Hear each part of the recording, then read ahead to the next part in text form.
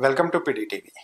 AP ప్రభుత్వం social media మీద చర్యలు తీసుకోవటానికి కొత్త చట్టాన్ని తీసుకురాబోతుంది అనేటువంటి వార్తలు వస్తున్నాయి. ముఖ్యమంత్రి చంద్రబాబు నాయుడు గారు మంత్రులతోటి ఒక సబ్ కమిటీ ఏర్పాటు చేసినట్లుగా తెలియజేయడం జరిగింది. సోషల్ మీడియాలో ఎవరైనా ఫేక్గా ప్రచారాలు చేసినా, ప్రభుత్వం మీద ఏవైనా సరే తప్పుడు సమాచారాన్ని సోషల్ మీడియాలో ఉంచినా, అబద్ధపు ప్రచారాలు చేసినా వారి మీద చర్యలు తీసుకుంటాము అని చెప్పి ప్రకటించడం జరిగింది. కఠినమైనటువంటి చర్యలు ఉంటాయని కూడా చెప్పారు. సో ఈ సబ్ కమిటీ రిఫర్ చేయబోతుంది, ఎలాంటి చర్యలు తీసుకోవాలి ఏంటి అనేది. సో దీనికి సంబంధించే మనతో విశ్లేషించడానికి వైఎస్ఆర్ కాంగ్రెస్ పార్టీ నేత కాకు ఉమ్మ గారు మనతో ఉన్నారు. ఆమెతో మాట్లాడదాం. నమస్తే మేడం. నమస్తే సార్. ముందుగా పిడిటీవీ ప్రేక్షకులందరికీ కూడా నా హృదయపూర్వక నమస్కారాలు తెలియజేస్తూ ఉన్నాను.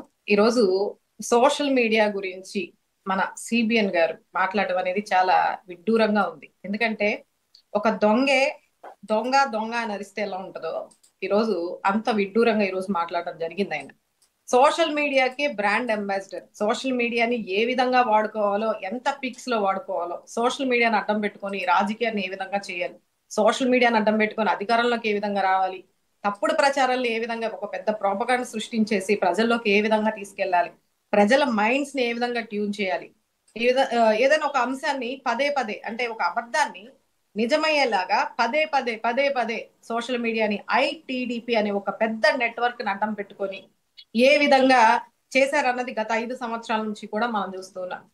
జగన్మోహన్ రెడ్డి గారు అధికారంలో ఉన్నంత సేపు ఒక ముఖ్యమంత్రి అని కూడా చూడకుండా ఆయన పైన కార్టూన్స్ వేయడం కానీ, ఆయన కుటుంబాన్ని చాలా దారుణంగా అవమానించే విధంగా ఐటీడీపీ సోషల్ మీడియా ఏదైతే ఉందో, మంత్రుల్ని గాని, ఎమ్మెల్యేలు గాని, మహిళలని గాని ప్రతి ఒక్కరిని కూడా వదలకుండా, అంటే అధికారంలో ఉన్నటువంటి ముఖ్యమంత్రిని, మంత్రుల్ని ఎవరిని కూడా వదలకుండా ట్రోల్ చేస్తా, ఎంత దారుణంగా కామెంట్స్ పెడతా, వాళ్ళకి అంటే కార్టూన్స్ కూడా వేసి చాలా హాస్యాస్పదమైనటువంటి, చాలా చండాలమైనటువంటి విష సంస్కృతికి నాంది పలికిన వాళ్ళు ఎవరైనా ఉన్నారంటే అది సిబిఎన్ గారే. సిబిఎన్ గారు యూజ్ చేస్తున్నంత విధిగా, అంటే అంత పీక్స్ లో సోషల్ మీడియాని మరి నాకు తెలిసి ఎవరు కూడా యూజ్ చేయరేమో అనేది చాలా మందికి తెలుసు. మరి అరకొర తెలియని వాళ్ళు కొంతమంది ఉండొచ్చు. కానీ ఈ రోజు ఆయన మాట్లాడుతూ ఉంటే దానికి ఒక ప్రత్యేకమైనటువంటి చట్టాలు తీసుకొస్తాము, దానికి ఒక సబ్ కమిటీలు వేసేస్తాము, ఎవరైతే అబద్ధాలని తప్పుడు ప్రచారాలు చేస్తారో వాళ్ళ పైన కఠినమైనటువంటి శిక్షల్ని అమలు చేస్తాము అని చెప్పేసి ఒక గట్టిగా వార్నింగ్ ఇవ్వడం, దాని గురించి ఆయన ప్రత్యేకంగా స్పందించడం నిజంగా చాలా విడ్డూరంగా, ఆశ్చర్యంగా, చాలా సిగ్గుగా అని కూడా అనిపిస్తా ఉంది. ఎందుకంటే ఈరోజు దానికి ఒక పునాది వేసింది కానీ ఒక పెద్ద ప్లాట్ఫామ్ ఏర్పాటు చేయడం అనేది సిబిఎన్ గారికే సాధ్యం. ఆయన ప్రతిసారి అధికారంలోకి వస్తున్నారంటే సోషల్ మీడియాని అడ్డం పెట్టుకొని, పచ్చ మీడియాని అడ్డం పెట్టుకొని ఏ విధంగా అయితే అధికారంలోకి వస్తున్నారు అనేది ప్రజలందరికీ తెలుసు. అబద్ధాలు హామీలు ఇస్తారు, తీరా అధికారంలోకి వచ్చిన తర్వాత నేను ఎప్పుడు అన్నాను, నేను ఎలా అనలేదు కదా అని చెప్పి మొహం చాటేస్తారు.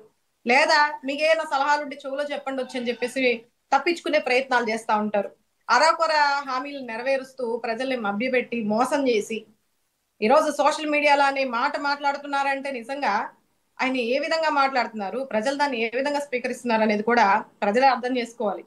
గతంలో వైఎస్ఆర్సీపీ అధికారంలో ఉన్నప్పుడు గుంటూరు జిల్లా తెనాలికి సంబంధించినటువంటి ఒక మహిళ, గీతాంజలి అనే మహిళని ఎంత దారుణంగా ట్రోల్ చేసి ఆ పాప పైన ఎంత చండాలమైనటువంటి కామెంట్స్ పెట్టి తనకి ఉచిత ఇళ్ల పట్ట వచ్చిందని చెప్పేసి ఆనందంలో ఒక విలేకరుతో మాట్లాడితే, ప్రశ్న వేస్తే నాకు చాలా ఆనందంగా ఉంది, జగనన్న ప్రభుత్వంలో ఈరోజు నా సొంత ఇంటి కల నెరవేరిందని చెప్పేసి ఎంత ఆనందంగా, అది ఎక్కడన్నా అంటే యాక్టింగ్ చేసినట్టుందా లేదంటే నిజంగా ఆ పాప ఫీల్ అయ్యి చెప్పిన దాన్ని ఈరోజు ఎంత దారుణంగా ఆ పాపని ట్రోల్ చేసి చివరికి ఆత్మహత్య చేసుకొని తను చనిపోయేదానికి, తన చావుకి కారణమైనటువంటి సోషల్ మీడియా సిబిఎన్ గారు తీసుకొచ్చినటువంటి ఐటీడీపీ సోషల్ మీడియా. అలాగే దేవికా రెడ్డి అని ఒక చిన్న పాప, స్కూల్ చదువుకునే పాప, జగన్మోహన్ రెడ్డి గారు అప్పటికి 3-4 సార్లు కలిసినప్పటికీ కూడా చిన్నప్పటి నుంచి వాళ్ళ ఫ్యామిలీలో వైఎస్ఆర్ కానీ, జగన్మోహన్ రెడ్డి గారు కానీ అంటే ఒక అభిమానంతో, ఒక క్రేజ్ తో, డైరెక్ట్ గా ఆయన్ని చూడాలని ఒక ఉద్దేశంతో పెద్ద వాళ్లే, వయసులో పెద్దవాళ్ళైన వాళ్ళే ఉండలేకపోతున్నారు. జగన్మోహన్ రెడ్డి గారు వస్తున్నారంటే ఖచ్చితంగా కలవాలి, ఆయనతో డైరెక్ట్ గా కలవాలి, డైరెక్ట్ గా చూడాలి, ఆయనతో పక్కన నిలబడి ఫోటో తీసుకోవాలి, ఆయన ఒక్కసారి కళ్ళతో చూసుకుంటే చాలు అని ఎంతో మంది అభిమానులు కోకొల్లలుగా ఈరోజు ఆయన ఎక్కడికి వెళ్ళా వస్తూ ఉన్నారు, ఆయన ఏ పర్యటన చేసినప్పటికీ.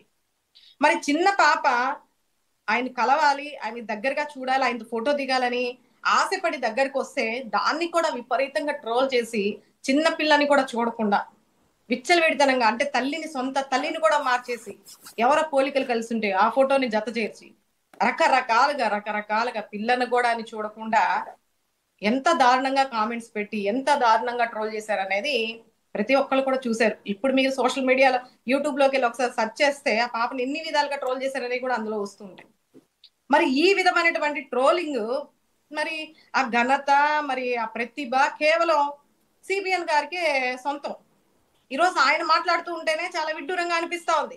కానీ ఒకటే చెప్తున్నా ఈ సందర్భంగా, సిబిఎన్ గారు మీరు ప్రత్యేకమైనటువంటి శ్రద్ధతో ఈరోజు మీరు చేసినటువంటి ఆగడాలు, మీరు చేసినటువంటి అవినీతి, మీరు చేసినటువంటి రకరకాలైనటువంటి ప్రజల్ని మభ్యపెట్టే ప్రయత్నాలు కానీ, మోసాలు కానీ, హామీలు ఇచ్చి తప్పుదారి పట్టించే ప్రయత్నాలు కానీ, రోజు ఏదో ఒక విధంగా తప్పుదారి పట్టించే ప్రయత్నాలు చేస్తా ఉన్నారు.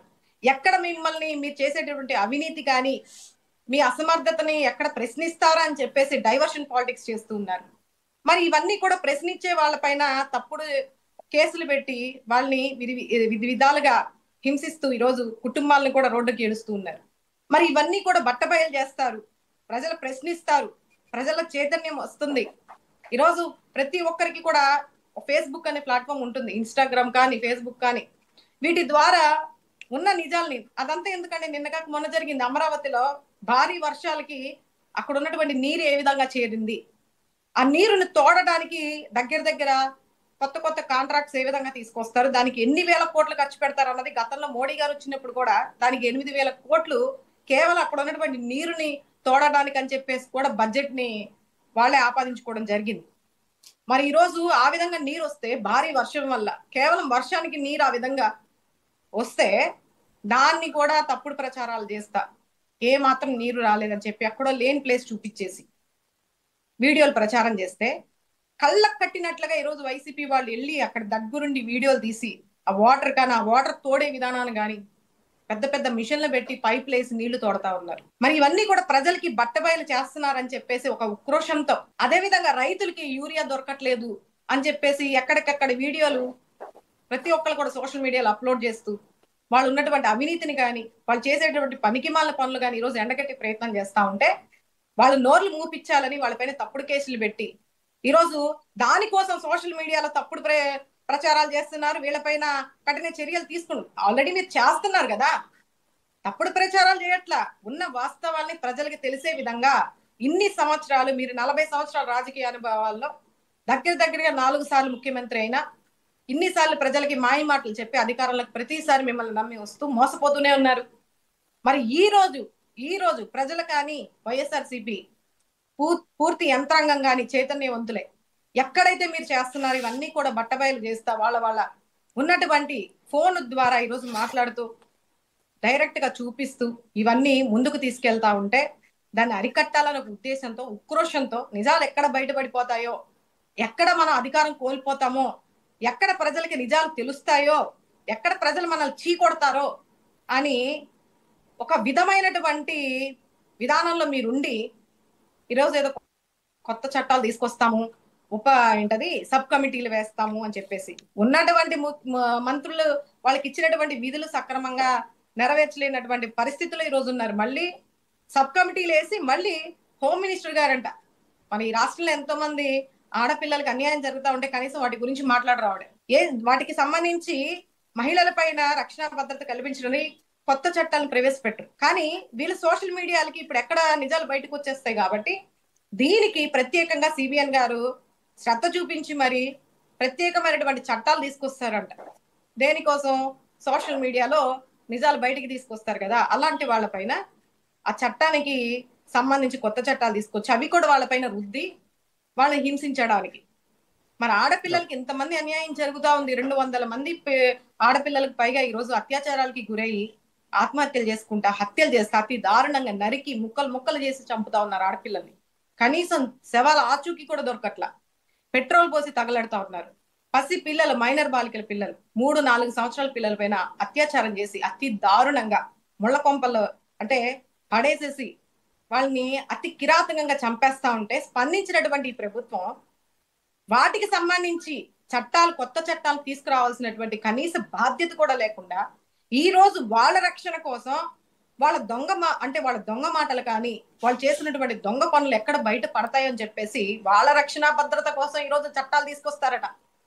మరి ఇవన్నీ కూడా ప్రజలు గమనించాలి, వీక్షించాలి. ఖచ్చితంగా సబ్ కమిటీలు వేసి ఎవరైతే ఈ మంత్రుల్ని అందులో ఆ సంఘానికి సంబంధించి ప్రతినిధులుగా నిర్వహించాలని చెప్పేసి ముఖ్యమంత్రి గారు నిర్ణయం తీసుకుంటున్నారో ఇది పూర్తిగా వాళ్ళ యొక్క ప్రత్యేక శ్రద్ధతో వాళ్ళ కోసం వాళ్ళ స్వార్థం కోసం చేస్తున్నటువంటి పనే తప్ప ఇందులో ఏ మాత్రం కూడా ప్రజలకు ఉపయోగపడేది లేదు అనేది స్పష్టమైనటువంటి విషయం. మరి సోషల్ మీడియాని ఏ విధంగా అయితే వీళ్ళు వాడుకుంటున్నారో, ఎంతమంది సోషల్ మీడియాకి బలయ్యారో, ఎంతమంది ఆడపిల్లలు హత్యగావింపబడ్డారో, ఎంతమంది ఆడపిల్లలు ఆత్మహత్యలు చేసుకొని చనిపోయారో, మరి ఆ చావులన్నిటికీ కూడా కారణం ఈరోజు ఐటీడీపీ సోషల్ మీడియా అని చెప్పడంలో ఏ మాత్రం కూడా సందేహం లేదు. Okay, thank you madam. ఈ అంశాల మీద మీ విశ్లేషణ అందించినందుకు ధన్యవాదాలు.